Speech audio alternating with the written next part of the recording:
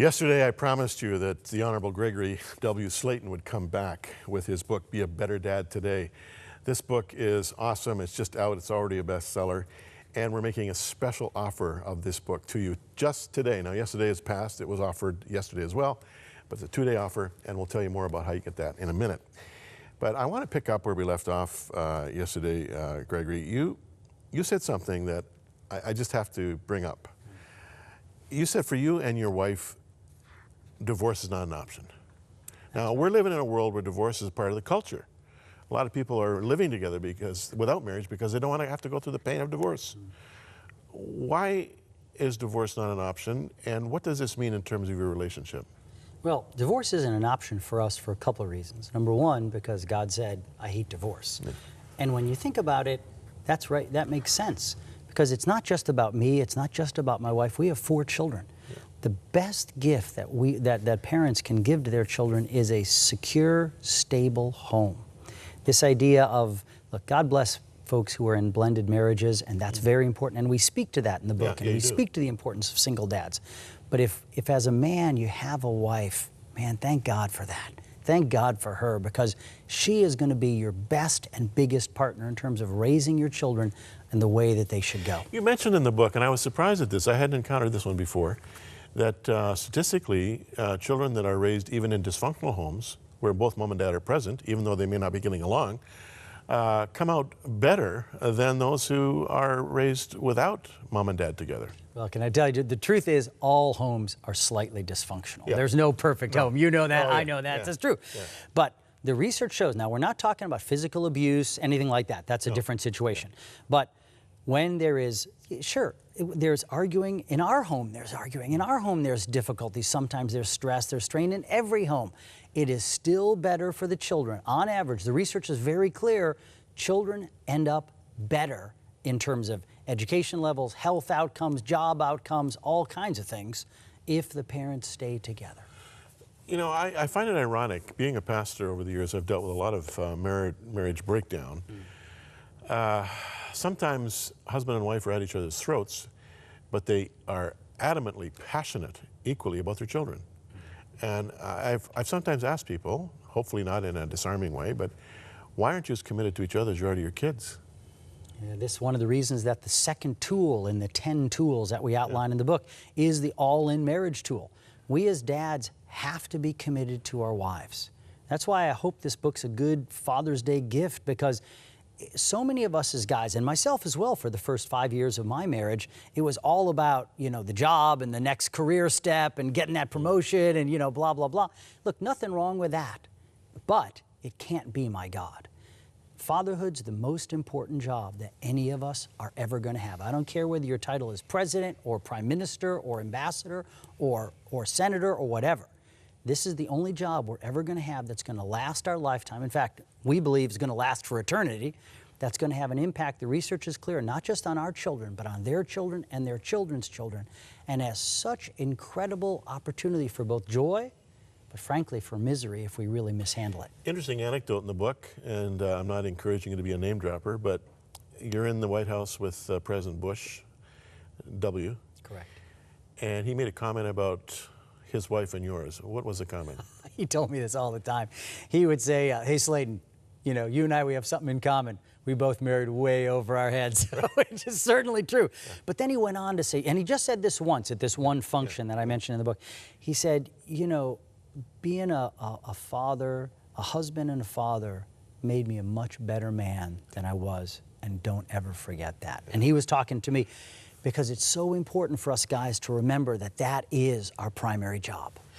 Now, you spend a good part of your book talking about heaven, talking about spiritual help for your kids, for your wife, for your home. It seems to me it goes beyond, you know, reading the Bible and praying every day. It has to do with how you live. But talk to me a bit about this spiritual leadership aspect of being a good father. Absolutely critical. And here's my question, both for myself and for every single guy out there. We as dads are looked to every day for wisdom, for strength, for grace, for tenderness, for love. And my question for me and for every guy is, where are we getting those things? Where are you getting those things? We have a Heavenly Father And that's, in fact, one of the tools, is the H tool. That stands for Heaven's Help. We have a Heavenly Father. Whether you realize it or not, you still got one. And you've got a Heavenly Father. Why not access the love and the joy and the grace and the wisdom that Jesus promised that our Heavenly Father will give us in abundance if we ask Him and follow His way? And that's the challenge. You know, I didn't have a real father growing up. I knew nothing about fatherhood, absolutely nothing. And I just, you know, by God's grace, married a wonderful, wonderful Christian woman.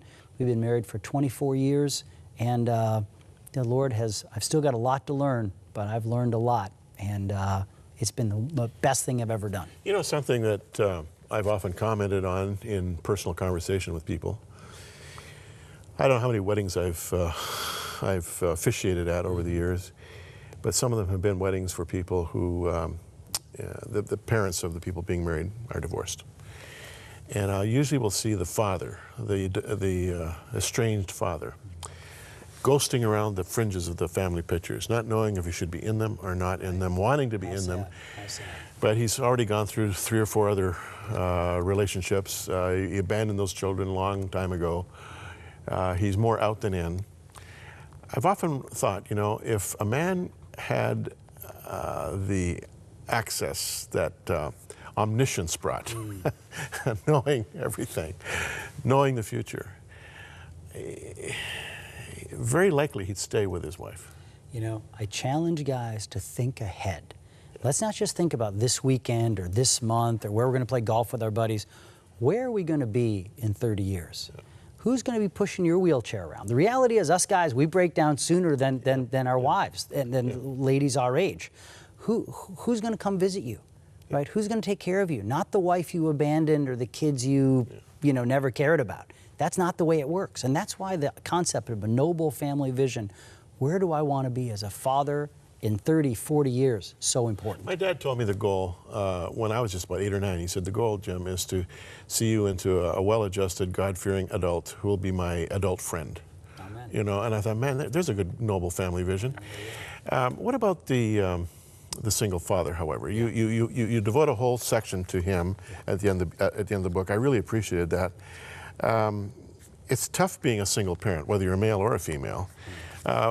What do you say to the single dad? One thing I say is, God bless you. If you want to be involved with your kids, it's so, so important. And God bless you, and get after it. I want to say, especially to guys who have maybe been estranged from their kids, we talk a lot about in the book about how to get back in the game with your children. Whether you're estranged or whether you're just kind of on the periphery, as you were talking about, getting back involved with your kids in a positive and productive way, partnering with maybe your ex-wife, or maybe you were never even married.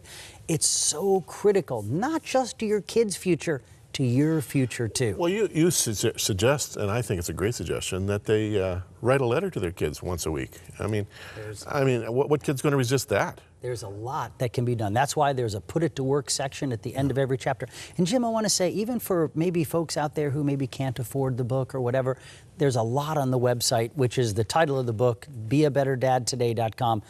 My wife and I are doing this as a ministry. You know, the good book says, to whom much is given, much is expected. I've been given way more than I deserve. And if this is a little bit of a ministry and can be a blessing to readers and to the ministries that are going to benefit from it, wonderful. You mentioned a moment ago who's going to be visiting you in the hospital, who's going to be surrounding you in your last days. Your father died a lonely man. He sure did. As I read that part of it, I really felt for you, and I felt for him. You mentioned in the book, you know, you reap what you sow. That's so true. Were you able to connect with him before he died? I wish I could tell you yes, Jim. The last time we spoke, I was in New York Hospital. I had been in Africa with World Vision for 3 years, medically evacuated. My dad somehow... Yeah, you almost died, right? Oh, I was on death's door. I was in intensive care. Yeah. Somehow my father found the phone number, called. We talked for less than 2 minutes. And then he said, and I was, even though I hadn't heard from him in years, I was so happy to hear from him, just to hear his voice. Yeah. And he said, something's come up. I got to go. I'll call you right back. 25 years later, despite many overtures, we wrote him, we invited him to our wedding and all this different stuff, and nothing. It's very, very sad. Yeah. As you were writing the book, and I know about writing books because I've written a few myself, What was the most personal part of the book for you? What was the part that really came out of your gut? I think talking about my failures as a dad. You know, we all have failures, and I failed as a dad, and I wanted to put them in the book so that nobody thinks that, you know, you have to be a perfect dad or, gosh, I've failed, I can't ever be a dad again. Not at all. The only perfect dad is our Heavenly Father, but He helps us get up, dust us off, put us back on the path. It's a journey, and 2 steps forward, 1 step back. That's the way of the world, but we gotta keep going. And that's probably the most important thing. Yeah, keep going. The Bible calls it faithfulness. Amen. Just keep at it. Friends, you're going to want this book. It's terrific. Be a Better Dad Today. We're making it available to you without any cost other than the fact that we hope that you will include your best ministry gift. And you know how this works. We need each other to make this ministry sustainable. Log on to crossroads.ca or call 1-800-265-3100. Ask for your copy of Be a Better Dad Today. And you may not need it. You may be beyond that stage in your life, maybe not, but you certainly know someone who does need it. And remember also to log on to beabettertodaycom. But your best ministry gift will make the difference for us, and this book will make a huge difference in your life. The Honorable Gregory W., standing for? Winston Churchill. Winston Churchill. Absolutely. Whoa. Gregory Winston Slayton. Be a Better Dad Today. 10 tools every father needs. We'll be back with more after this.